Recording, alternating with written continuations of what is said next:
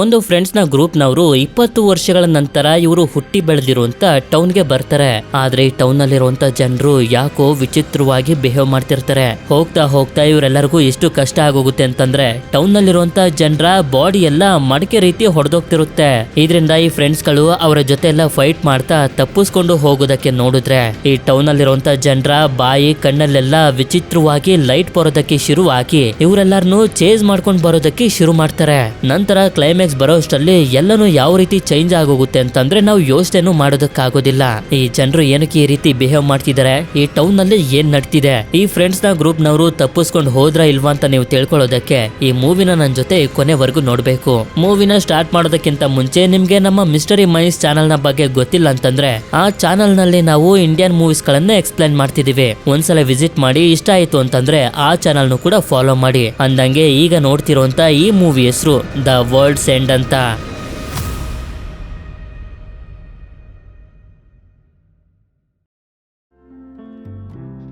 ಮೂವಿಯ ಮೊದಲ ಸೀನ್ ನಲ್ಲಿ ನಮ್ಗೊಂದು ಸ್ಕೂಲ್ ನ ಗುಂಪನ್ನ ತೋರಿಸ್ತಾರೆ.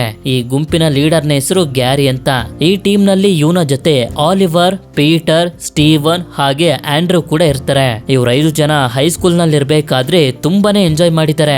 ಆದ್ರೆ ಸ್ಕೂಲ್ ನ ಕೊನೆಯ ದಿನ ಇವರೆಲ್ಲರೂ ಸೇರಿ ಡಿಸೈಡ್ ಮಾಡ್ತಾರೆ ಇವರು ವಾಸ ಮಾಡ್ತಿರುವಂತ ಹೆವೆನ್ ನ್ಯೂಟನ್ ಟೌನ್ ನಲ್ಲಿ ಒಟ್ಟು 12 ಪಬ್ ಗಳು ಇದಾವೆ. ಮೊದಲನೇ ಪಬ್ ಇಂದ ಹಿಡಿದು 12ನೇ ಪಬ್ ನವರೆಗೂ ಹೋಗಿ ಡ್ರಿಂಕ್ಸ್ ನ ಮಾಡಿ ಎಂಜಾಯ್ ಮಾಡ್ಬೇಕು ಅಂತ.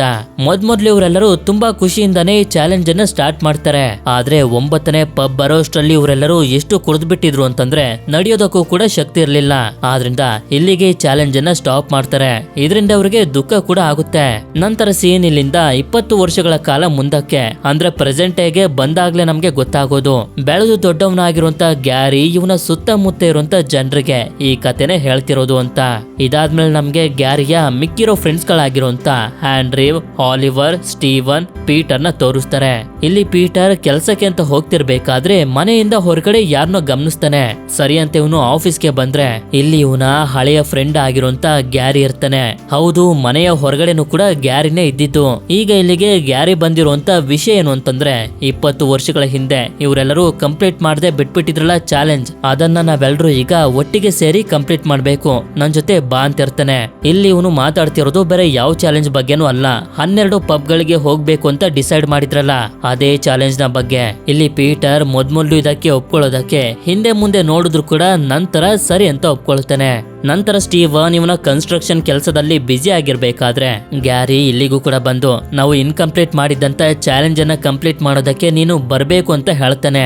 ಆದ್ರೆ ಅದಕ್ಕಿಂತ ಮೊದ್ಲು 20 ವರ್ಷದ ನಂತರ ಸ್ಟೀವನ್ ಇವನನ್ನ ನೋಡಿ ತುಂಬಾನೇ ಖುಷಿ ಪಡ್ತಿರ್ತಾನೆ. ಹೇಳ್ಬೇಕು ಅಂತಂದ್ರೆ ಸ್ಟೀವನ್ ಗೆ ಈಗ ಫ್ಯಾಮಿಲಿ ಇರೋದಿಲ್ಲ, ಡಿವೋರ್ಸ್ ಆಗೋಗಿರುತ್ತೆ. ಆದ್ರಿಂದ ಗ್ಯಾರಿ ಜೊತೆ ಹೆವೆನ್ ನ್ಯೂಟನ್ ಟೌನ್ ಗೆ ಹೋಗೋದಕ್ಕೆ ಒಪ್ಕೊಳ್ತಾನೆ. ನಂತರ ಇವನ ಮತ್ತೊಬ್ಬ ಫ್ರೆಂಡ್ ಆಗಿರುವಂತ ಆಲಿವರ್ ಹತ್ರ ಬಂದಾಗ ಆಲಿವರ್ ಇವನ ಕೆಲಸದಲ್ಲಿ ತುಂಬಾನೇ ಬ್ಯುಸಿ ಆಗಿರ್ತಾನೆ. ಆದ್ರೆ ಇವನಿಗೆ ಎಲ್ಲಾ ವಿಷಯನು ಹೇಳಿ ಕನ್ವಿನ್ಸ್ ಮಾಡಿದ್ಮೇಲೆ ಇವನು ಕೂಡ ಬರೋದಕ್ಕೆ ಒಪ್ಕೊಳ್ತಾನೆ. ಇಲ್ಲಿ ಹೇಳಬೇಕು ಅಂತಂದ್ರೆ ಗ್ಯಾರಿ ಒಬ್ನೇ ಈ ರೀತಿ ಇರೋದು, ಇವನ ಮಿಕ್ಕಿರೋ ಫ್ರೆಂಡ್ಸ್ ಗಳೆಲ್ಲರೂ ಜೀವನದಲ್ಲಿ ಸೆಟಲ್ ಆಗ್ಬಿಟ್ಟಿರ್ತಾರೆ. ಇದಾದ್ಮೇಲೆ ಗ್ಯಾರಿ ಕೊನೆಯದಾಗಿ ಉಳಿದಿರುವಂತ ಆಂಡ್ರಿವ್ ಹತ್ರ ಬರ್ತಾನೆ. ಇಲ್ಲಿ ಗ್ಯಾರಿಗೆ ಅವರ 3 ಜನಕ್ಕಿಂತ ಜಾಸ್ತಿ ಆಂಡ್ರಿವೇ ಕ್ಲೋಸ್ ಫ್ರೆಂಡ್. ಆದ್ರೆ ಆಂಡ್ರಿವ್ ಮಾತ್ರ ಇವನ್ ಜೊತೆ ಟೌನ್ ಗೆ ಬರೋದಕ್ಕೆ ಒಪ್ಕೊಳ್ಳೋದೇ ಇಲ್ಲ. ಯಾಕೆಂತಂದ್ರೆ ಹೈಸ್ಕೂಲ್ ಆದ್ಮೇಲೆ ಇವರಿಬ್ಬರ ಮಧ್ಯೆ ಒಂದು ಸಣ್ಣ ಜಗಳ ಆಗ್ಬಿಟ್ಟಿರುತ್ತೆ. ಆಗ ಗ್ಯಾರಿ ತುಂಬಾ ಎಮೋಷನಲ್ ಆಗಿ ಮಾತಾಡ್ತಾ ಇವನ ಹತ್ರ ಸಾಲ ಮಾಡಿ ಇಸ್ಕೊಂಡಿದ್ದಂತ ದುಡ್ಡನ್ನ ವಾಪಸ್ ಕೊಟ್ಟು ಇವನ ತಾಯಿ ತೀರೋಗಿರುವಂತ ವಿಷಯನ ಹೇಳಿ ಬೇಜಾರ್ ಮಾಡ್ಕೊಂಡು ಹೊಟ್ಟೋಗ್ತಾನೆ. ಇದಾದ್ಮೇಲೆ ಸೀನ್ ಮಾರನೇ ದಿನಕ್ಕೆ ಶಿಫ್ಟ್ ಆದಾಗ ಹೆವೆನ್ ನ್ಯೂಟನ್ ಟೌನ್ ನ ರೈಲ್ವೆ ಸ್ಟೇಷನ್ಗೆ 4 ಜನ ಫ್ರೆಂಡ್ಸ್ ಗಳು ಬಂದು ತಲುಪಿರ್ತಾರೆ. 20 ವರ್ಷಗಳ ನಂತರ ಇವರೆಲ್ಲರೂ ಒಟ್ಟಿಗೆ ಮೀಟ್ ಮಾಡ್ತಿರೋದ್ರಿಂದ ತುಂಬಾ ಸಂತೋಷ ಪಡ್ತಿರ್ತಾರೆ. ಅದೇ ಸಮಯಕ್ಕೆ ಗ್ಯಾರಿನು ಕೂಡ ಇವರು ಚಿಕ್ಕ ವಯಸ್ಸಿನಲ್ಲಿ ಯೂಸ್ ಮಾಡ್ತಿದ್ದಂತ ಹಳೆ ಕಾರನ್ನೇ ತಗೊಂಡು ಇಲ್ಲಿಗೆ ಬರ್ತಾನೆ.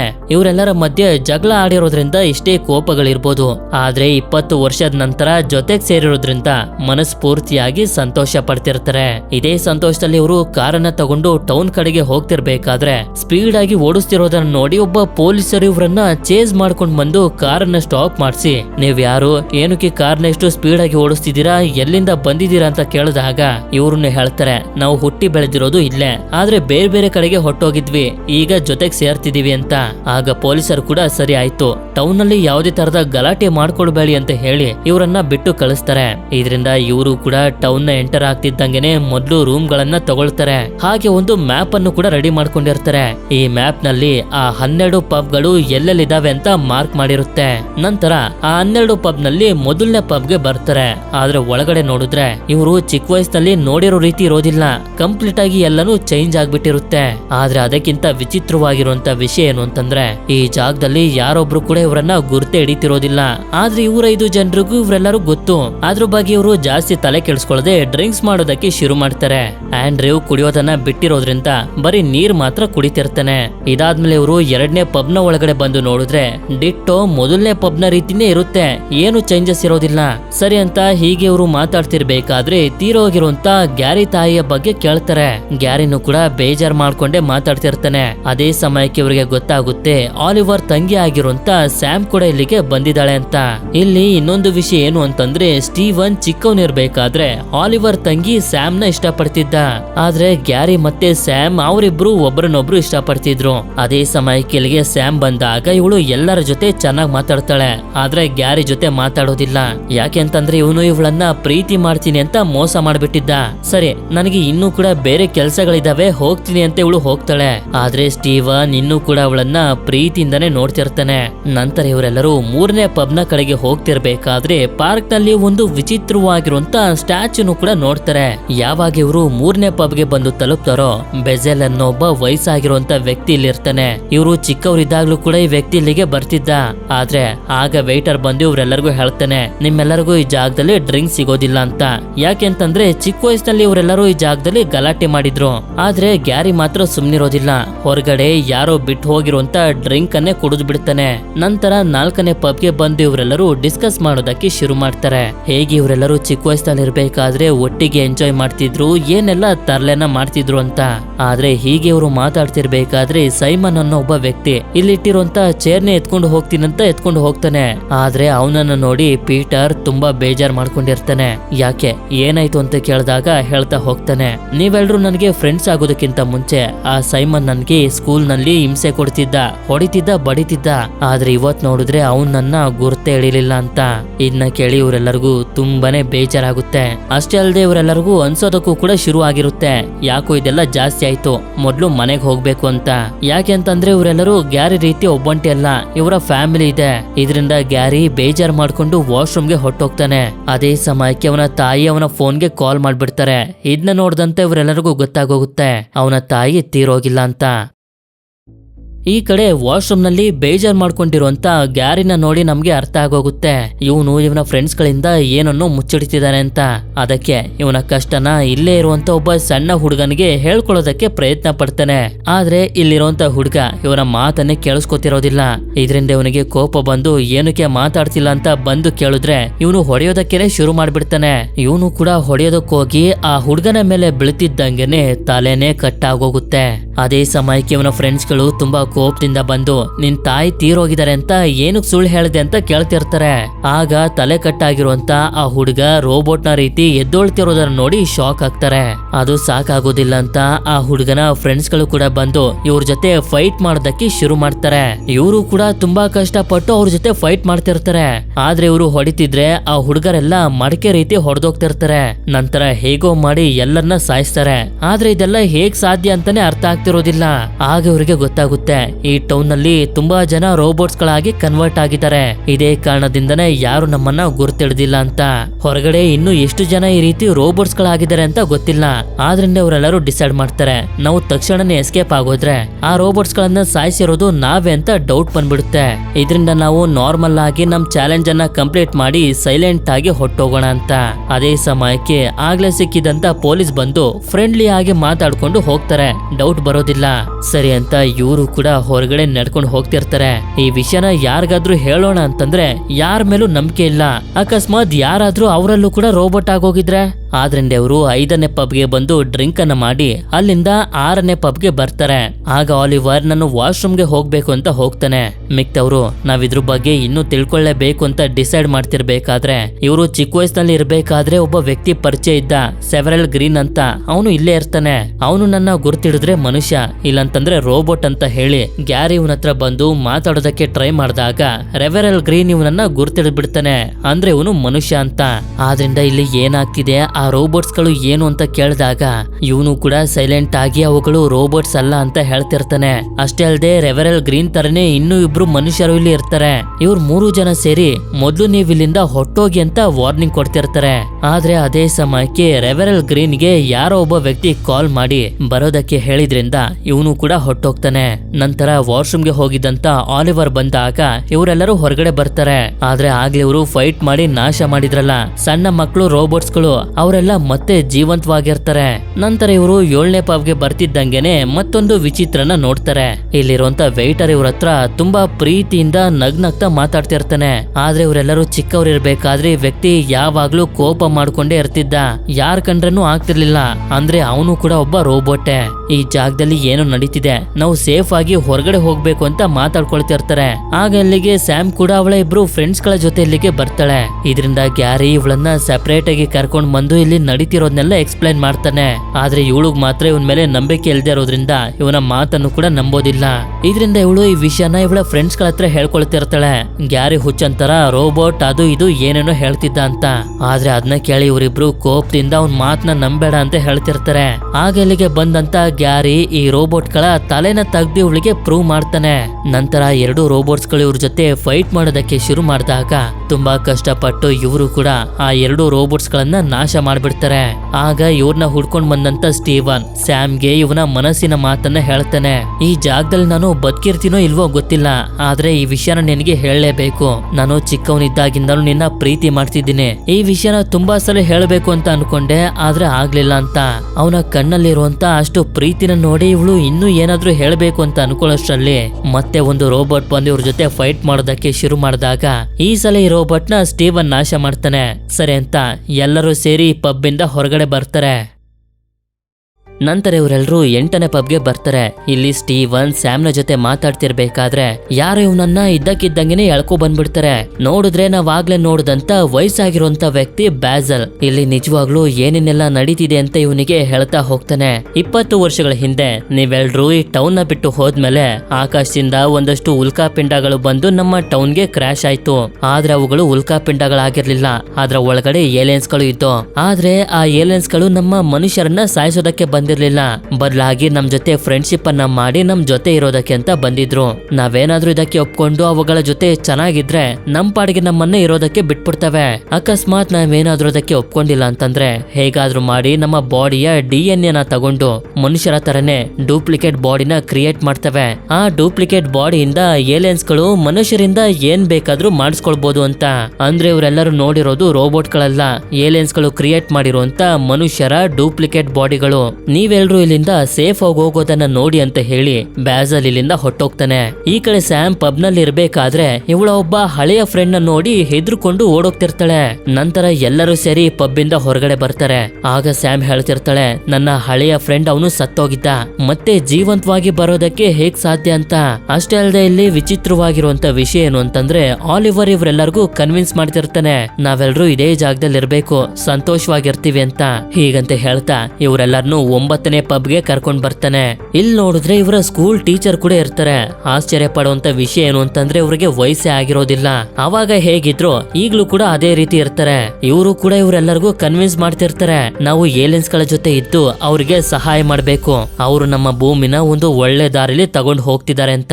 ಇದೇ ಸಮಯದಲ್ಲಿ ಆಂಡ್ರೂಗೆ ಆಲಿವರ್ ನ ಮೇಲೆ ಡೌಟ್ ಬಂದು ಹೊಡೆದ್ರೆ ಇವಂದು ಕೂಡ ಡೂಪ್ಲಿಕೇಟ್ ಬಾಡಿನ ತಯಾರು ಮಾಡ್ಬಿಟ್ಟಿರ್ತಾರೆ. ಆಗ್ಲೇ ಆಲಿವರ್ ವಾಶ್ರೂಮ್ಗೆ ಅಂತ ಹೋಗಿದ್ನಲ್ಲ, ಆ ಟೈಮ್ ನಲ್ಲೇ ಇದೆಲ್ಲ ಆಗೋಗಿರುತ್ತೆ.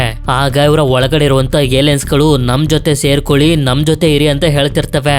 ಆದ್ರೆ ಇವ್ರು ಮಾತ್ರ ಇವರೆಲ್ಲರ ಜೊತೆ ಫೈಟ್ ಮಾಡೋದಕ್ಕೇನೆ ಶುರು ಮಾಡ್ಬಿಡ್ತಾರೆ. ಇಷ್ಟೇ ಫೈಟ್ ಮಾಡಿ ಡೂಪ್ಲಿಕೇಟ್ ಬಾಡಿಗಳನ್ನ ನಾಶ ಮಾಡ್ತಿದ್ರೆ ಇವುಗಳು ಅವಾಗವನೇ ರಿಪೇರ್ ಆಗ್ತಿರ್ತವೆ. ಇದರಿಂದ ಇವರೆಲ್ಲರೂ ತಪ್ಪಿಸ್ಕೊಂಡು ಹೋಗೋದಕ್ಕೆ ಶುರು ಮಾಡ್ತಾರೆ. ಆಗ ಗ್ಯಾರಿ ತುಂಬಾ ಕಷ್ಟಪಟ್ಟು ಸ್ಯಾಮ್ ನ ಸೇಫ್ ಆಗಿ ಇವಳ ಕಾರ್ ಹತ್ರ ಕರ್ಕೊಂಡ್ ಬಂದು ಇಲ್ಲಿಂದ ಹೋಗು, ನಾವು ಬರ್ತೀವಿ ಅಂತ ಕಳಿಸ್ಬಿಡ್ತಾನೆ. ಅಲ್ಲಿಂದ ಇವನು ಕೂಡ ತಪ್ಪಿಸ್ಕೊಳ್ತಾ ಇವನ ಹಳೆಯ ಮನೆ ಹತ್ರ ಬಂದಾಗ ಇಲ್ಲಿ ಇವನ ಮಿಕ್ಕಿರುವಂತ 3 ಫ್ರೆಂಡ್ಸ್ ಗಳು ಕೂಡ ಇರ್ತಾರೆ. ಇವನಿಗೆ ಗೊತ್ತಿಲ್ಲ ಇವರೆಲ್ಲರೂ ಇವನ ಫ್ರೆಂಡ್ಸ್ ಗಳು ಅಲ್ವೋ ಅಂತ. ಆದ್ರಿಂದ ಇವರ ಕೈ ಕಾಲಲ್ಲಿರುವಂತ ಗಾಯಗಳನ್ನ ನೋಡಿ ಇವರು ಮನುಷ್ಯರೇ ಅಂತ ಕನ್ಫರ್ಮ್ ಮಾಡ್ಕೋತಾನೆ. ಯಾಕೆ ಅಂತಂದ್ರೆ ಏಲಿಯನ್ಸ್ ಗಳು ಕ್ರಿಯೇಟ್ ಮಾಡುವಂತ ಡೂಪ್ಲಿಕೇಟ್ ಬಾಡಿಲಿ ಗಾಯಗಳು ಬರೋದಿಲ್ಲ. ಆದ್ರೆ ಇವ್ರು 3 ಜನ ನಿನ್ ಕೈಲಿ ಗಾಯ ಇದೆಯಲ್ಲ ಅದನ್ನ ತೋರ್ಸು ಅಂತ ಹೇಳ್ತಿರ್ತಾರೆ. ಇವನ್ ಮಾತ್ರ ಇವನ ಕೈಯನ್ನ ಯಾವುದೇ ಕಾರಣಕ್ಕೂ ತೋರ್ಸೋದಕ್ಕೆ ಒಪ್ಕೊಳ್ಳೋದಿಲ್ಲ. ಬದಲಾಗಿ ಇವನ ತಲೆನ ಜೋರಾಗಿ ಹೊಡೆದು ಪ್ರೂವ್ ಮಾಡ್ತಾನೆ ಇವನು ಏಲಿಯನ್ ಅಲ್ಲ ಅಂತ. ಸರಿ ಅಂತ ಇವ್ರು 4 ಜನ ತಪ್ಪಿಸ್ಕೊಂಡು ಹೋಗೋದಕ್ಕೆ ಅಂತ ಒಂದು ದಾರಿನ ಹುಡುಕ್ತಿರ್ಬೇಕಾದ್ರೆ ಪೀಟರ್ ಹಿಂದೆ ಆಗ್ಲೇ ಇವನು ನೋಡ್ದಂತ ಸೈಮನ್ ಬಂದು ಚಿಕ್ಕ ವಯಸ್ಸಿನಲ್ಲಿ ನಿನ್ಗೆ ಕೊಟ್ಟಿದ್ದಂತ ಹಿಂಸೆಗೆ ಸಾರಿ ಅಂತ ಕೇಳ್ತಿರ್ತಾನೆ. ಇವ್ರು 3 ಜನ ನೋಡಿದ್ರೆ ಸ್ವಲ್ಪ ಮುಂದೆ ಬಂದ್ಬಿಟ್ಟಿರ್ತಾರೆ. ಈ ಕಡೆ ಪೀಟರ್ ಸೈಮನ್ಗೆ ಹೊಡೆದ್ರೆ ಇದು ಕೂಡ ಡೂಪ್ಲಿಕೇಟ್ ಬಾಡಿನೇ. ಆದ್ರೆ ಇದೇ ಜಾಗದಲ್ಲಿ ಏಲಿಯನ್ಸ್ ಗಳು ಕಳಿಸಿರುವಂತ ತುಂಬಾ ಡೂಪ್ಲಿಕೇಟ್ ಬಾಡಿಗಳು ಇತ್ತು. ಪೀಟರ್ನು ಕೂಡ ಕನ್ವರ್ಟ್ ಮಾಡ್ತಿರ್ತಾರೆ. ಇವ್ರು 3 ಜನ ದೂರ ಇರೋದ್ರಿಂದ ಏನು ಮಾಡೋದಕ್ಕೆ ಆಗ್ತಿರೋದಿಲ್ಲ. ಆದ್ರೆ ಗ್ಯಾರಿ ಮಾತ್ರ ಇಂಥ ಸಂದರ್ಭದಲ್ಲೂ ನಾವು ಮುಂದಿನ ಪಬ್ಗೆ ಹೋಗ್ಬೇಕು ಅಂತ ಹೇಳ್ತಿರ್ತಾನೆ. ಇದರಿಂದ ಇವನಿಗೆ ಹೊಡೆದು ಪ್ರಜ್ಞೆ ತಪ್ಪಿಸ್ಕೊಂಡು ಹೋಗ್ತಿರ್ಬೇಕಾದ್ರೆ ಆ ಏಲಿಯನ್ಸ್ ಗಳ ಜೊತೆ ಆಗ್ಲೇ ಪಾರ್ಕ್ ನಲ್ಲಿ ನೋಡಿದ್ರಲ್ಲ ದೊಡ್ಡ ಸ್ಟ್ಯಾಚು, ಅದಕ್ಕೂ ಕೂಡ ಜೀವ ಬಂದು ಇವರೆಲ್ಲರನ್ನು ಹುಡುಕ್ತಿರುತ್ತೆ. ಸರಿ ಅಂತ ಇವರು ತಪ್ಪಿಸ್ಕೊಂಡು ಇಲ್ಲೇ ಹತ್ರದಲ್ಲಿರುವಂತ ಒಂದು ಪಬ್ ನ ಒಳಗಡೆ ಬಂದು ಹೊರಗಡೆ ನೋಡಿದ್ರೆ ಇವರ ಕಾರು ಇಲ್ಲೇ ನಿಂತಿರುತ್ತೆ. ಆದ್ರೆ ಗ್ಯಾರಿಗೆ ಪ್ರಜ್ಞೆ ಬಂದು ಇವನು ಡ್ರಿಂಕ್ ಅನ್ನ ಕುಡಿತಿರ್ತಾನೆ. ಯಾಕೆಂತಂದ್ರೆ ಇದು 10ನೇ ಪಬ್, ನೀವಿಬ್ರು ಹೋಗಿ ಅಂತ ಇವರಿಗೆ ಕಾರ್ ಕಿನ ಕೊಟ್ಟು ಅಲ್ಲಿಂದ ಹೊರಗಡೆ ಬರ್ತಿದ್ದಂಗೆನೆ ಏಲಿಯನ್ಸ್ ಗಳು ಇವನನ್ನ ಫಾಲೋ ಮಾಡೋದಕ್ಕೆ ಶುರು ಮಾಡ್ತವೆ. ಇವನು 11ನೇ ಪಬ್ ನ ಕಡೆಗೆ ಹೋಗ್ತಿರೋದು. ಆಂಡ್ರ್ಯೂ ಕೂಡ ಇವನ ಹಿಂದೆನೆ ಬರ್ತಿರ್ತಾನೆ. ಗ್ಯಾರಿ 11ನೇ ಪಬ್ಗೂ ಕೂಡ ಬಂದು ಡ್ರಿಂಕ್ ಅನ್ನ ಕುಡಿತಿರ್ತಾನೆ. ಇವನ ಹಿಂದೆ ಆಂಡ್ರ್ಯೂ ಬರ್ತಾನೆ. ಅದ್ರ ಜೊತೆಗೆ ಸ್ಟೀವನ್ ಕೂಡ ಬಂದಾಗ ಅವನ ಜೊತೆ ತುಂಬಾ ಏಲಿಯನ್ಸ್ ಗಳು ಕೂಡ ಬಂದ್ಬಿಡ್ತವೆ. ಇದರಿಂದ ಇವರೆಲ್ಲರೂ ಬೇರೆ ಬೇರೆ ಆಗಿ ಓಡೋದಕ್ಕೆ ಶುರು ಮಾಡ್ತಾರೆ. ಆದ್ರೆ ಗ್ಯಾರಿ ಮಾತ್ರ ಕೊನೆಯದಾಗಿ ಉಳಿದಿರೋ ದ ವರ್ಲ್ಡ್ಸ್ ಎಂಡ್ ಅನ್ನೋ ಪಬ್ ನ ಒಳಗಡೆ ಬಂದು ಡ್ರಿಂಕ್ ಅನ್ನ ಕುಡಿಯೋದಕ್ಕೆ ನೋಡ್ತಿದ್ರೆ ಇವನ ಹಿಂದೆನೆ ಆಂಡ್ರ್ಯೂ ಕೂಡ ಬಂದು ಇವನನ್ನ ಸ್ಟಾಪ್ ಮಾಡ್ತಿರ್ತಾನೆ. ಇದರಿಂದ ಇವರಿಬ್ಬರ ಮಧ್ಯೆ ಒಂದು ಫೈಟ್ ಶುರು ಆಗೋಗುತ್ತೆ. ಹೀಗೆ ಫೈಟ್ ಮಾಡ್ತಾ ಆಂಡ್ರ್ಯೂ ಗ್ಯಾರಿ ಕೈಯಲ್ಲಿರುವಂತ ಟ್ಯಾಗ್ ಅನ್ನ ನೋಡಿ ಇವನಿಗೆ ಅರ್ಥ ಆಗೋಗುತ್ತೆ ಗ್ಯಾರಿ ಒಬ್ಬ ಕ್ಯಾನ್ಸರ್ ನ ಪೇಷಂಟ್, ಇವನ ಹತ್ರ ಜಾಸ್ತಿ ದಿನಗಳು ಉಳಿದಿಲ್ಲ ಅಂತ. ಇದೇ ಕಾರಣದಿಂದಾನೆ ಇವನ ಕೊನೆಯ ದಿನಗಳಲ್ಲಿ ಇವನ ಫ್ರೆಂಡ್ಸ್ ಗಳ ಜೊತೆ 12 ಪಬ್ ಗಳಿಗೆ ಹೋಗಿ ಎಂಜಾಯ್ ಮಾಡಬೇಕು ಅಂತ ಇವನು ನೋಡ್ತಿರೋದು. ಆದ್ರೆ ಅದೇ ಸಮಯಕ್ಕೆ ಈ ಪಬ್ ನ ಕೌಂಟರ್ ಲಿಫ್ಟ್ ನ ರೀತಿ ಕೆಳಗಡೆ ಹೋಗೋದಕ್ಕೆ ಶುರು ಮಾಡುತ್ತೆ. ಇಲ್ಲಿ ನೋಡಿದ್ರೆ ಏಲಿಯನ್ಸ್ ಗಳು ಕ್ರಿಯೇಟ್ ಮಾಡಿರುವಂತ ಡೂಪ್ಲಿಕೇಟ್ ಬಾಡಿಗಳಲ್ಲೇ ಇರ್ತವೆ. ಇದನ್ನೆಲ್ಲ ಇವರು ಕನ್ಫ್ಯೂಸ್ ಆಗಿ ನೋಡ್ತಿರ್ಬೇಕಾದ್ರೆ ಈ ಡೂಪ್ಲಿಕೇಟ್ ಬಾಡಿಗಳ ಒಳಗಡೆಯಿಂದ ಲೈಟ್ ಗಳು ಹೊರಗಡೆ ಬರ್ತವೆ. ಆ ಲೈಟ್ ಗಳ ಮುಖಾಂತರ ಏಲಿಯನ್ಸ್ ಗಳ ಲೀಡರ್ ಇವರಿಗೆ ಹೇಳ್ತಿರುತ್ತೆ, ನಾವು ಭೂಮಿಗೆ ಬಂದಿರೋದು ಮನುಷ್ಯರ ಜೊತೆ ಸೇರಿ ಬದುಕೋದಕ್ಕೆ, ಹಾಗೆ ಮನುಷ್ಯರನ್ನ ಇನ್ನೂ ಕೂಡ ಪವರ್ಫುಲ್ ಆಗಿ ಮಾಡೋದಕ್ಕೆ. ಗ್ಯಾರಿ, ನೀನು ಹಾಗೆ ನಿನ್ನ ಫ್ರೆಂಡ್ಸ್ ಗಳು ನಮ್ಗೆ ಸಪೋರ್ಟ್ ಮಾಡ್ಬೇಕು ಅಂತ ಹೇಳ್ತಾ ಇವರು ಚಿಕ್ಕವರಿದ್ದಾಗ ಯಾವ ರೀತಿ ಕಾಣ್ತಿದ್ರು ಅದೇ ರೀತಿ ಬಾಡಿಗಳನ್ನ ರೆಡಿ ಮಾಡಿ ಇವರಿಗೆ ತೋರಿಸ್ತಿರ್ತಾರೆ. ನಿಮ್ಮ ಮೆಮೊರಿನೆಲ್ಲ ಈ ಬಾಡಿಗೆ ಹಾಕ್ತಿವಿ, ನಿಮ್ಗೆ ಯಾವತ್ತೂ ವಯಸ್ಸೇ ಆಗೋದಿಲ್ಲ, ಆರಾಮಾಗಿ ಇರ್ಬೋದು ಅಂತ.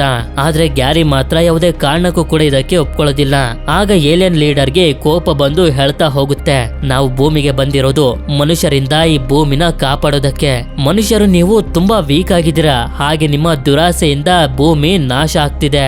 ಇದರಿಂದ ನಾವು ಮನುಷ್ಯರ ರೀತಿನೇ ಡೂಪ್ಲಿಕೇಟ್ ಬಾಡಿನ ಕ್ರಿಯೇಟ್ ಮಾಡೋದ್ರಿಂದ ಮನುಷ್ಯರು ನಮ್ಮ ಕಂಟ್ರೋಲ್ ನಲ್ಲಿ ಇರ್ತಾರೆ. ನಾವೇನ್ ಹೇಳ್ತೀವೋ ಅದನ್ನ ಕೇಳ್ತಾರೆ. ಆಗ ನಾವು ಭೂಮಿನ ನಾಶ ಆಗದೆ ಇರೋ ರೀತಿ ನೋಡ್ಕೋತೀವಿ ಅಂತ.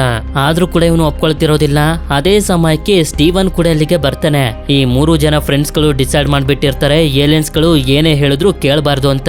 ಇಲ್ಲೇ ನಾವ್ ಆಗ್ಲೇ ನೋಡ್ದಂತ ಆ 2 ಮನುಷ್ಯರು ಹಾಗೆ ಬ್ಯಾಸಲ್ ಇರ್ತಾರೆ. ಹೇಳ್ಬೇಕು ಅಂತಂದ್ರೆ ಇವ್ರು 3 ಜನ ಇನ್ನೂ ಮನುಷ್ಯರೇ. ಇವ್ರ 3 ಜನ ಕೂಡ ಇವ್ರ ಜೊತೆ ಸೇರಿ ಏಲಿಯನ್ಸ್ ಗಳಿಗೆ ಸಪೋರ್ಟ್ ಮಾಡೋದಕ್ಕೆ ಒಪ್ಕೊಳ್ತಿರೋದಿಲ್ಲ. ಹೀಗೆ ಇವರು ಮಾತಾಡ್ತಿರ್ಬೇಕಾದ್ರೆ ಏಲಿಯನ್ ಇಂದ ಗ್ಯಾರಿ ಹಾಗೆ ಇವನ ಟೀಮ್ ನವರಿಗೆ ಗೊತ್ತಾಗುತ್ತೆ ಈ ಏಲಿಯನ್ಸ್ ಗಳು ಯಾವ ಮನುಷ್ಯರ ಡೂಪ್ಲಿಕೇಟ್ ಬಾಡಿನ ಕ್ರಿಯೇಟ್ ಮಾಡಿರ್ತಾರೋ ಆ ಮನುಷ್ಯರ ಒರಿಜಿನಲ್ ಮೆಮೊರಿನ ತೆಗೆದು ಆ ಡೂಪ್ಲಿಕೇಟ್ ಬಾಡಿ ಒಳಗಡೆ ಹಾಕಿರ್ತಾರೆ. ಆದ್ರೆ ಅವರ ಒರಿಜಿನಲ್ ಬಾಡಿ ನಾಶ ಆಗೋಗುತ್ತೆ ಅಂತ. ಅಂದ್ರೆ ಇವರ ಫ್ರೆಂಡ್ಸ್ ಗಳಾಗಿರುವಂತ ಆಲಿವರ್ ಹಾಗೆ ಪೀಟರ್ ನ ಮತ್ತೆ ಮನುಷ್ಯರಾಗಿ ಮಾಡೋದಕ್ಕಾಗೋದಿಲ್ಲ. ಯಾಕೆಂತಂದ್ರೆ ಅವರ ಒರಿಜಿನಲ್ ಬಾಡಿಗಳು ನಾಶ ಆಗೋಗಿದೆ.